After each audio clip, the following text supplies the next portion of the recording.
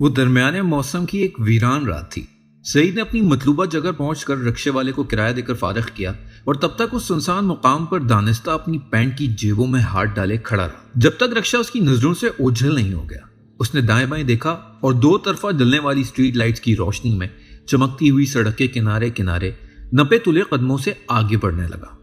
اسے آج رات ہی میں یہ ضروری کام نمٹانا تھا جو شوکت عرف شوقی نے اسے بھاری معاوضے کے عوض سونپا تھا۔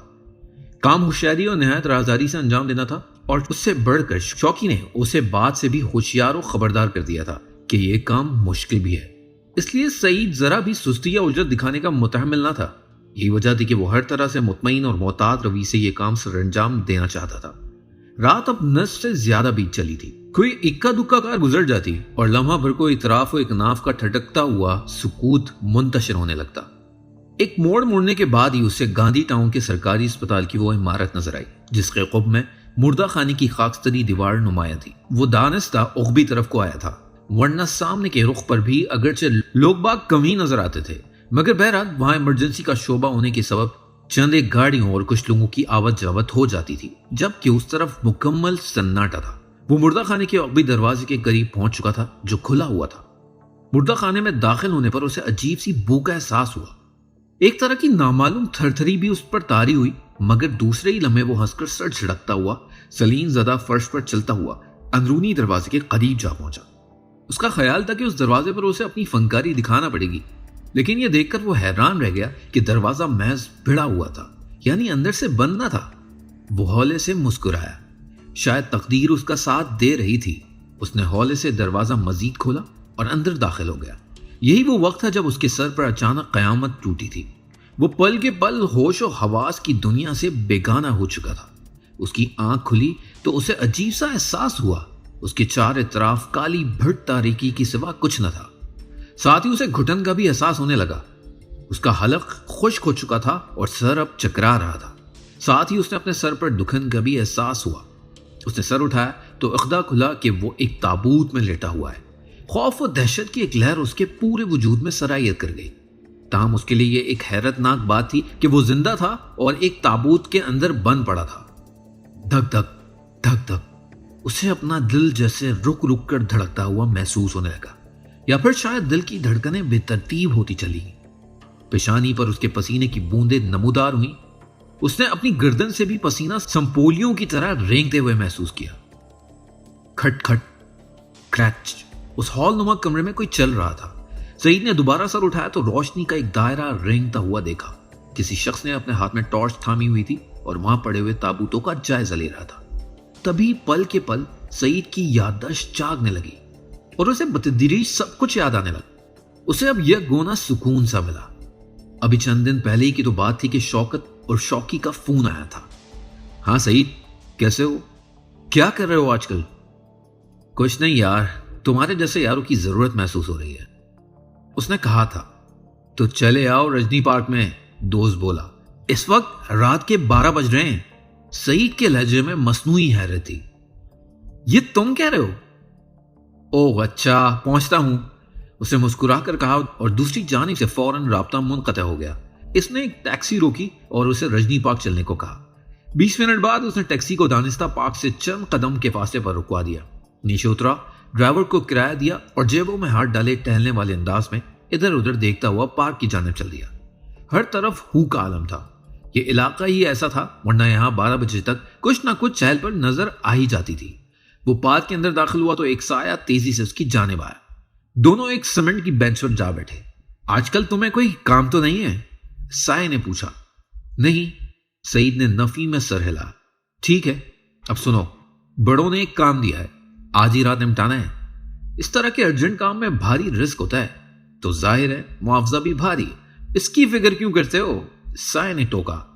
بڑوں کو بھی احساس ہے، اس لیے انہوں نے تمہیں 9 لاکھ روپے دینے کا وعدہ کیا ہے، نصف کام شروع ہونے سے پہلے اور باقی کی ادائیگی بعد میں، سائے نے کہا، جو شوقی ہی تھا۔ اتنی رقم کے بارے میں سن کر ہی سعید کی آنکھیں حیرت سے پھیل گئیں۔ وہ اسی حیرت ناک لہجے میں بولا، یہ تو واقعی بہت بڑی رقم ہے۔ ساتھ ہی اس نے اپنے ہونٹوں پر زبان پھیری۔ اتنی بڑی رقم حاصل کرنے کے لیے تو میں خود کو بھی قتل کر سکتا ہوں، کیا یہ کسی بڑے آدمی کا معاملہ ہے؟ مجھے ابھی اس بارے میں کچھ علم نہیں ہے، یہ کیسے ہو سکتا ہے؟ سعید نے چونک کر کہا۔ آخر میں اس کا پتہ کیسے لگاؤں گا؟ تمہیں اس کا پتہ لگانے یا اسے شناخت کرنے کی ضرورت یوں بھی نہیں پیش آئے گی کہ تمہیں وقت اور جگہ بتا دی جائے گی۔ اس کے علاوہ ایسی نشانیاں بھی کہ تم اس سے شناخت کر لو گے کہ تمہارا شکار وہی ہے۔ وہ کیا نشانیاں ہیں؟ سعید نے سوال کیا۔ وہ تقریباً 6 فٹ کا ایک لمبا آدمی ہے، اس کا سر بالوں سے آری ہے اور ایک ہاتھ بازو سے کٹا ہوا ہے۔ وہ چلتے ہوئے قدرے لنگڑاتا بھی ہے۔ آج رات وہ شہر کے ایک سرکاری ہسپتال کے مردہ خانے کے عقبی حصے میں ملے گا۔ بس تم اسے دیکھتے ہی فوراً گولی مار دینا۔ شوقی نے اس کا شانہ دباتے ہوئے سرگوشی میں کہا۔ لیکن مردہ خانہ کہاں ہے؟ شہر کے مغربی حصے میں، تم وہاں پہنچو گے تو فوراً تمہیں پتہ لگ جائے گا، شوقی نے کہا۔ اور ہاں، جب تم اسے ٹھکانے لگا دینا تو پھر اس کی تصویر کھینچ لینا تاکہ بڑوں کے سامنے اسے بطور ثبوت پیش کیا جا سکے۔ تم بے غم ہو جاؤ شوقی، سعید نے کہا اور ایڈوانس کی رقم اٹھا کر اپنی جیب میں ڈال لی۔ تھوڑی دیر بعد وہ وہاں سے روانہ ہو گیا۔ سعید ایک چور و چکا، جالساز، نقب زن اور کرائے کا قاتل تھا۔ وہ فروٹ مارکیٹ میں ایک تنگ و تاریک اپارٹمنٹ میں کرائے پر رہتا تھا اور آزادانہ کام کرتا تھا۔ وہ اپنے ٹھکانے بدلتا رہتا تھا۔ وہ کسی سنڈیکیٹ کا حصہ بننا پسند نہیں کرتا تھا، اس طرح انہیں بھی باقاعدہ حصہ دینا پڑتا تھا۔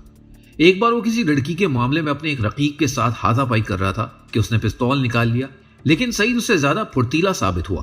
اس نے نہ صرف یہ کہ لات مار کر اپنے غنیم کا پسٹل گرا دیا، بلکہ اپنا ریوالور نکال کر اس پر فائر بھی کر دیا۔ نتیجہ یہ ہوا کہ وہ تھوڑی دیر تڑپنے کے بعد ٹھنڈا ہو گیا۔ سعید کا خیال تھا کہ اسے کسی نے نہیں دیکھا اور وہ فرار ہو کر اپنی جان بچانے میں کامیاب ہو جائے گا، لیکن اس کی بھول تھی، اس لیے کہ شوقی نے اس واقعے کی تصویر اتار لی۔ شوقی بہت عرصے تک سامنے نہیں آیا اور اس سے کام لیتا رہا۔ یوں سعید ایک پیشہ ور قاتل بن گیا۔ شوقی نے اس کی مجبوریوں سے فائدہ نہیں اٹھایا، بلکہ اسے معاوضہ بھی ادا کیا، ایسا معاوضہ جسے وصول کرنے کے بعد اس کے حالات میں بہتری پیدا ہو گئی، کیونکہ وہ خود بھی بیکار منش اظہار منش کی تفسیر بنا رہا تھا۔ ابتدا میں وہ بہت اچھلا کودا تھا کہ وہ یہ کام نہیں کرے گا، لیکن شوقی نے اسے بتایا کہ جس شخص مختار شاہ کو اس نے اپنے محض ذاتی دشمنی کی بنا پر ٹھکانے لگا دیا، وہ ان کے لیے کام کرتا تھا اور لوگوں کو قتل کرتا تھا، اس لیے اب اسے اس کا یہ کام کرنا پڑے گا، کیونکہ ممبئی میں کرائے کے قاتلوں کا پتہ لگانا بہت دشوار تھا۔ یوں سعید مجبوراً کرائے کا قاتل بن گیا۔ اس کی وارداتوں کی خبریں اخبارات میں شائع ہونے لگیں اور پھر اس کی کھینچی ہوئی تصاویر بھی چھپنے لگی، تو سعید کو اندازہ ہو گیا کہ وہ کسی سنڈیکیٹ کا اعلی کار بن چکا ہے۔ ایسے ہی ایک شخص کو ٹھکانے لگانے کے لیے وہ شہر کے مردہ خانے کے عقب میں گیا تھا۔ اس کا خیال تھا کہ یہ کام اس کے لیے بہت آسان ثابت ہوگا۔